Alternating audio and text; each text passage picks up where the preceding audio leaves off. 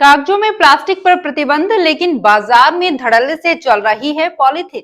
राजस्थान सरकार ने single use plastic पर रोक लगा रखी है, लेकिन फिर भी श्रीगंगानगर शहर के बाजारों में पॉलीथीन की थैलियां खुलेआम बांटी जा रही है।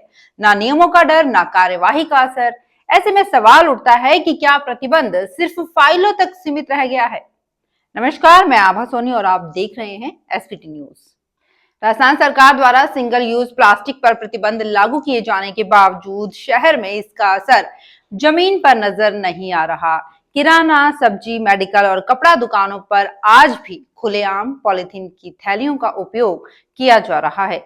नियमों की जानकारी होने के बाद भी दुकानदारों में किसी तरह का कोई भय नहीं दिखता।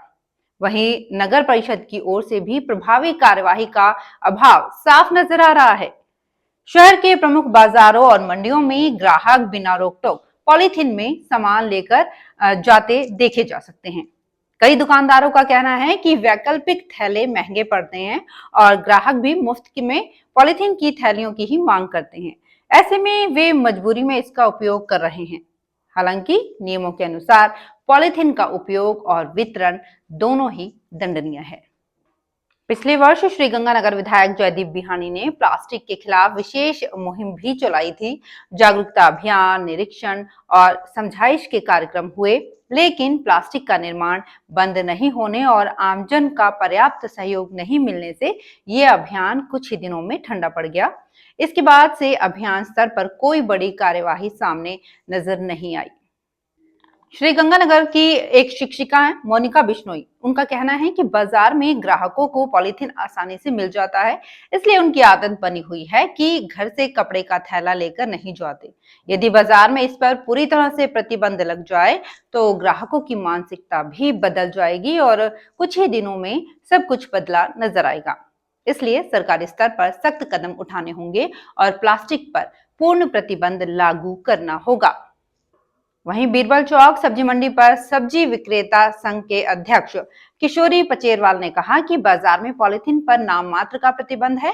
जब एक दुकानदार पॉलीथीन देने के लिए मना करता है तो ग्राहक उसका सामान फेंक कर दूसरे के पास चला जाता है।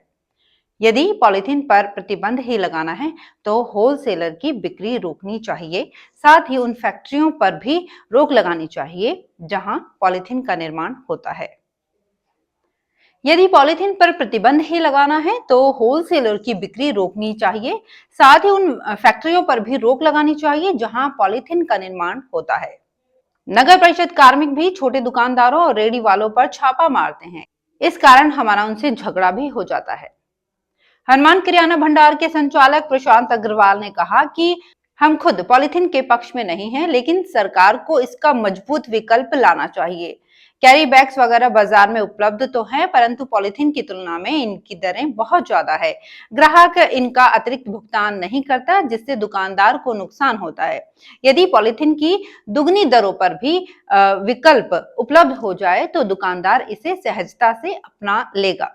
इसके साथ ग्राहकों में जागरूकता भी जरूरी है।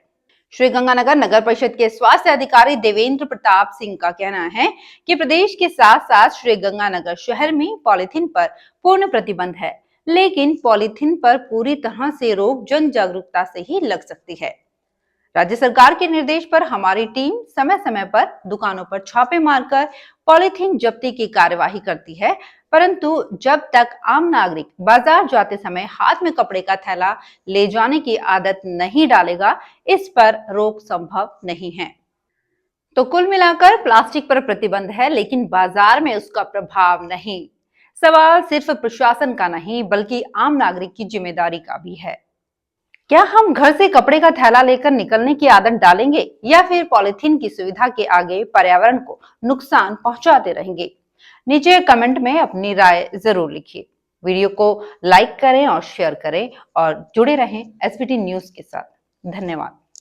अगर आप भी अपने आसपास की छोटी बड़ी और महत्वपूर्ण खबरों से अपडेट रहना चाहते हैं तो सब्सक्राइब कीजिए हमारे चैनल एसपीटी न्यूज को और प्रेस कीजिए बेल आइकन पर।